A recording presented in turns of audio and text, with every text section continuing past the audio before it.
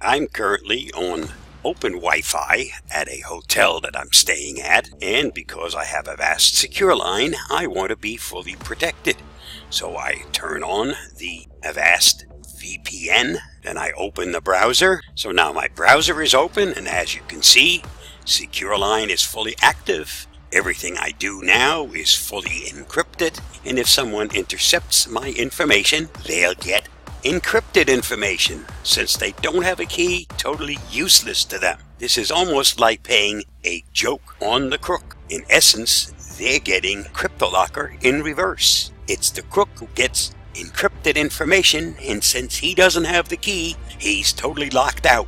Maybe I ought to find out a way to charge him to pay to unlock what Avast SecureLine is now protecting. As you can see, currently I'm in Phoenix, but I can always change that location, and there are lots of places to choose from. I choose the country, and once I choose the country, then I can choose a location within that country. And any of these countries that have a down arrow next to them have more than one location that you can choose from. Actually, the number of places available are shown in the little circle next to the country. Stay safe, be free. I hope this helps.